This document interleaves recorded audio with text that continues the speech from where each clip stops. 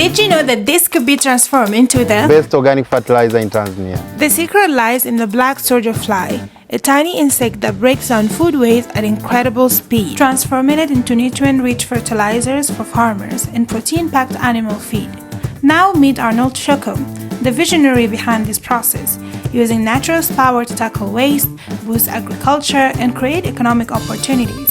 In this video, we'll take you through the process, meet Arnold's team, and explore how this innovation is revolutionizing farming in Tanzania. But before that, don't forget to like, share, and subscribe to my channel and keep supporting me to grow.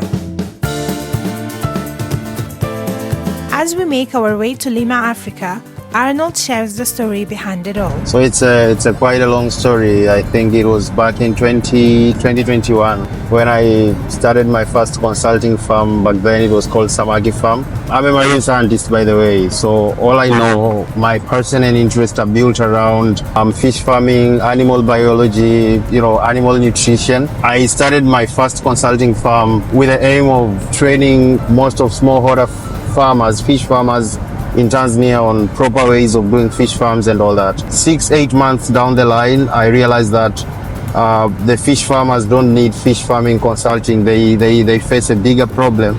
And this was after meeting a client of mine who was, on the verge of shutting down his farming operation. So I went to him and had a talk to why are you closing your farm? Only for me to be exposed to a harsh reality of the pricey cost of the feeds, and I was surprised because the feeds were very expensive. So I started this whole thing just with a mere idea of helping out fish farmers. Now I stumbled upon several alternative protein feed ingredients, but most of them were pricey or they were biotech extensive, like they required modern equipment, a lot of biology, not easy to replicate, not easy to do. Until I met black soldier flies. So black soldier flies, scientifically called Hedmentia illucens.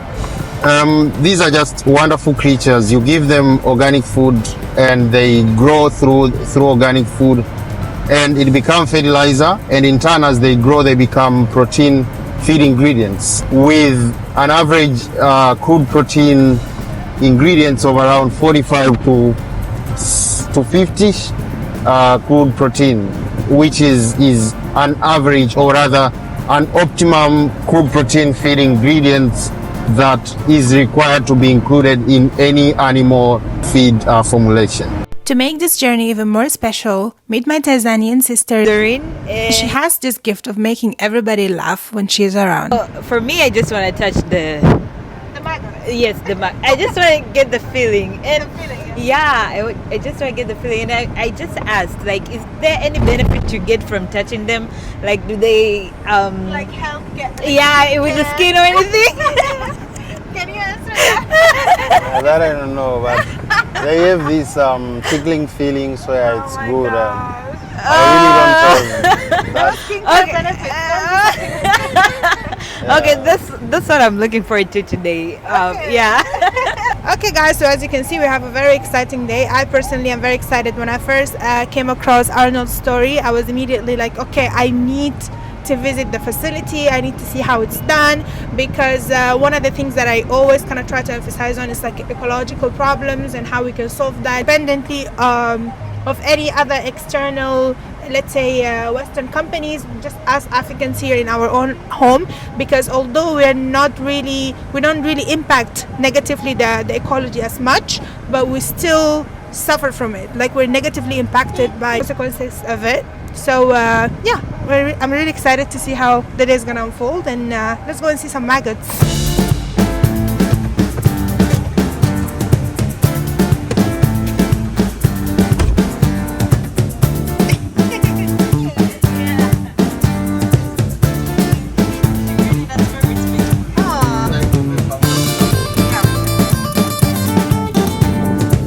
Guys, we reach. We're waiting for him to show us around for Arnold, but I'm really excited. I'm seeing interesting stuff.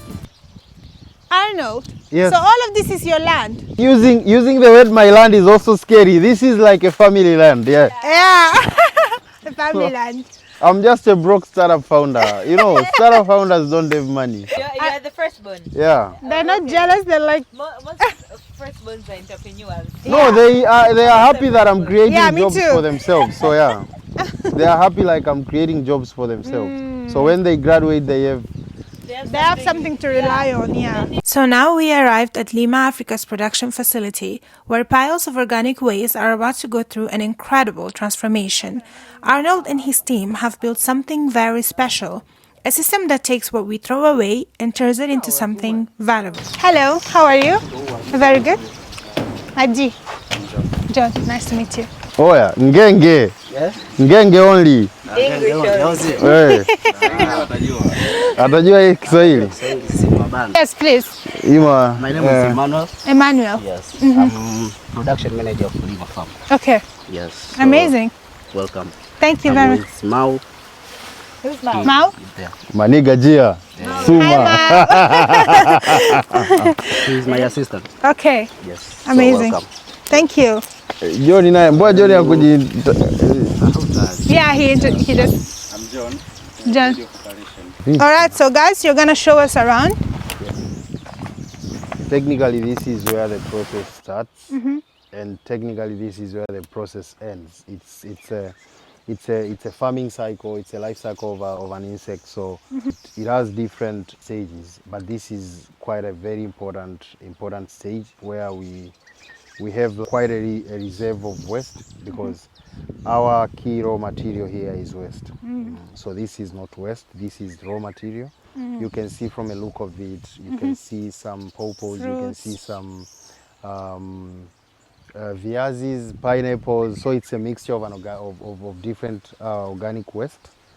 Most of them are food waste. You take them from markets or from neighborhoods? We take them from markets. So we have contracts with people that clean markets, and they always reach out whenever they have like an average of 15-20 tons of waste. Oh, that's the minimum we can take. Wow. As soon as we step into the facility, it's clear that waste isn't just waste here. It's a resource with huge potential, and that's exactly how it's treated. As you know, there is a lot of waste. So as you see, there are some waste which we are not using here. Yeah, we use it as a waste, like this. Like plastics, glass, yes. Yeah, with this so we not you use. The waste that only organic waste. Yeah. After here, we shift from here to our breeding house. As you heard, we're heading to the breeding house. Black soldier flies might not look like much, but their larvae are nature's best composters. And if you're as curious as we were about what we're seeing here, then as they said, you just have to be. So is this like the final product? No. The final product is there. Am I skipping a step or I should be patient? We're coming back. Yeah, be patient. Kuwa mpole. Patient. Let's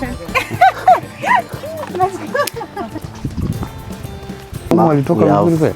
We have breeding house.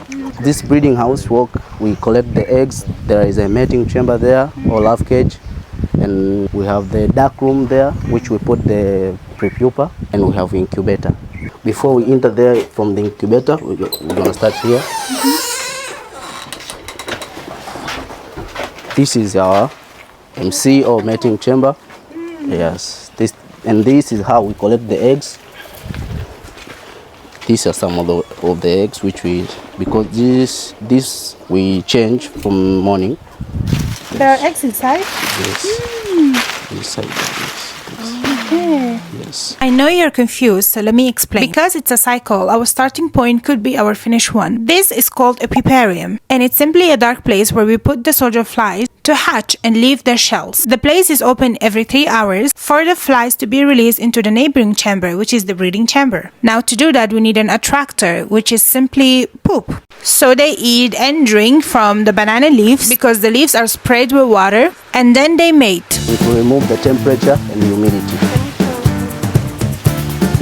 And you can come this way. These flies gives us eggs, and these flies come from this side of the dark chamber. Yes. No, they don't sting. This is our darking chamber. So we open here after 3 hours. Every 3 hours we open here. So we only harvest eggs from here, and then we incubate them, and then we take them out. So in every production cycle, we do harvest product, and we do harvest what we call seeds, like pupa. Now what we put in here, these are pupa, whom we give them time and they pupate into flies. During this stage, they don't require light. That is why we have like a time shift of when are we allowing them to come out. So they stay here and they emerge. So here, this is like our seed center, or rather, we call it technically puparium, where we put pupa and we wait them to, maybe you can bring one tray for. So you see these black things, these are pupa. And they stay here, and you see, I'm not sure, I'm not carve. So you see like how they, yeah. So you see these flies emerge. They leave their shells. So they emerge from here and they come out here. So they enjoy staying here, and we give them water and we splash these banana leaves for them to stay here for about, it depends, but they only live for like 3-4 days. And as they leave, they only do two things. They drink and mate. Yeah, I wanted to use the F word. But yeah. What an interesting life. Yeah. So it's a cycle of them just breeding, eating, and then that's it. Yeah, sure. I don't mind. Can you put? Not this one. Okay. Okay, they're moving. Okay, do one.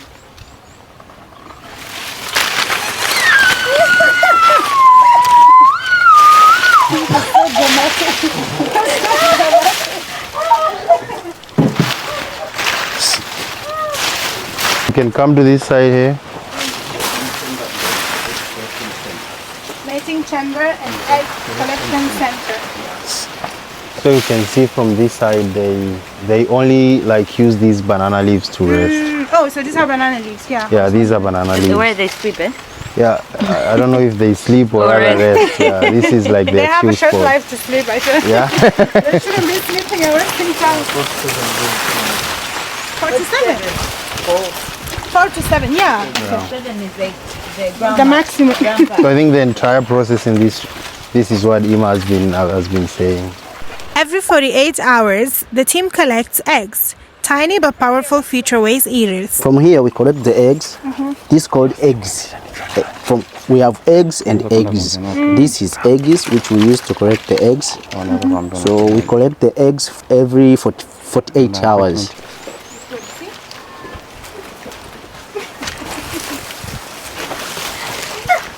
Just make sure don't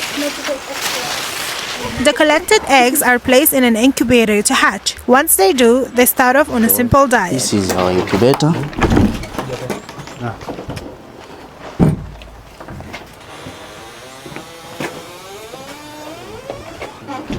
So welcome again. Oh, Yes, we call neonates here. they're alive. These are They're moving. They're like. Yes. Which one are they? the white ones. Can't you see? It's a cycle of. You used to be like this in your mom's belly. So And what are these are the eggs which we're collecting today. We collect the neonates. We prepare because these neonates have the special diet when they stay here in incubator for 4 days. They stay for 4 days. For 4 days, yes. After that, we prepare the special feed, as you see. This one.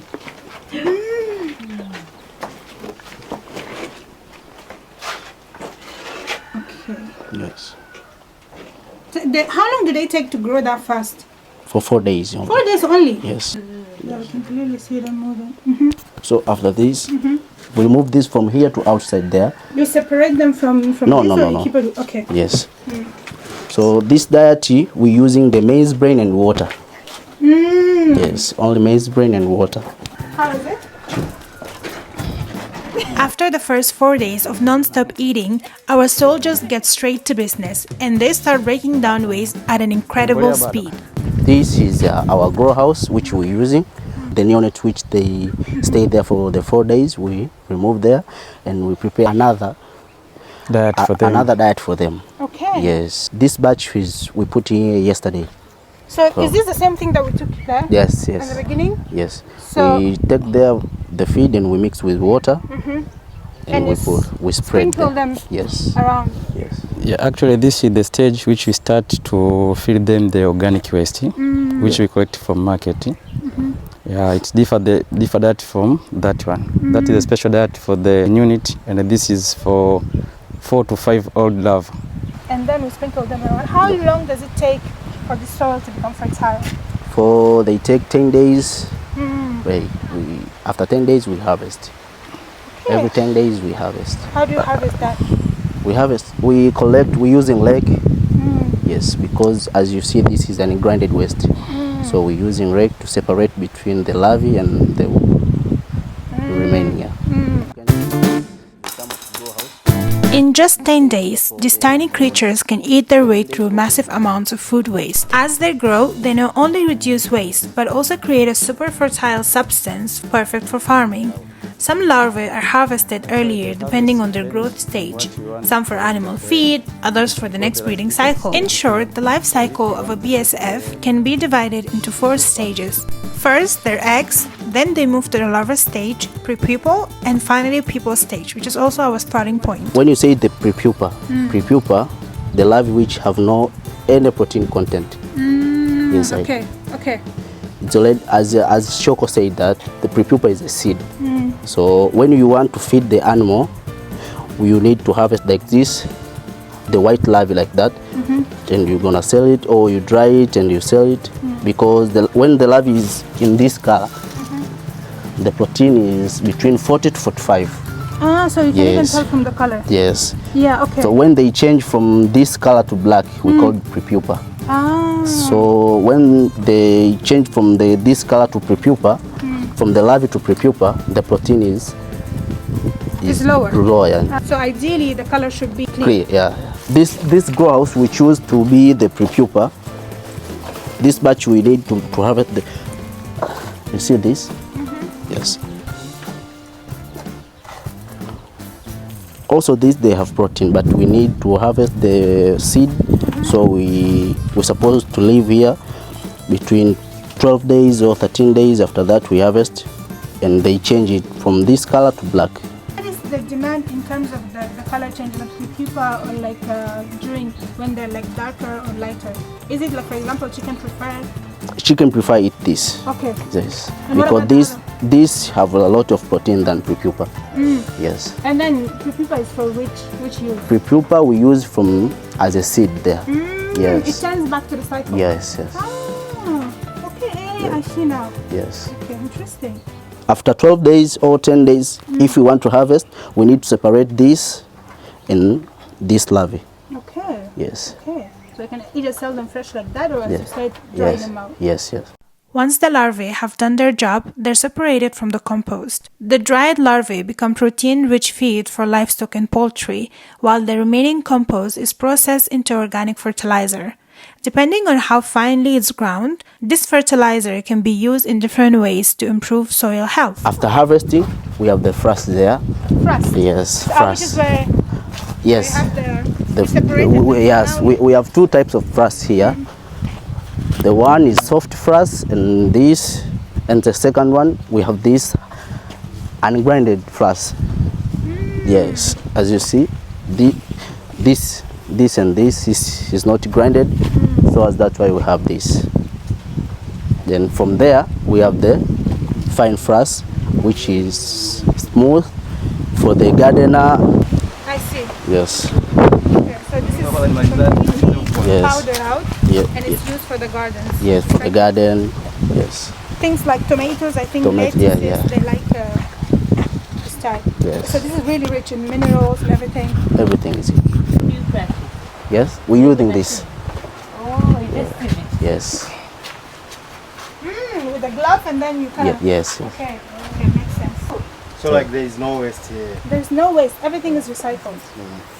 This is what we do here. Lima is centered around the main cause of just trying to optimize the feeding cost and production cost to smallholder farmers, because whether you're a fish farmer, whether you're a poultry farmer, the farm input cost takes up to 70%, 60-70% of the entire farming cost, which makes it source so hard for farmers even to experience, profitable businesses. So with what we're doing here with our feeds, we are cutting almost half cost of the entire production, because the conventional sources, and when I say conventional protein sources, I mean the fish meal, the soya bean, they are sold around an average of 4,000, 5,000 a kilo.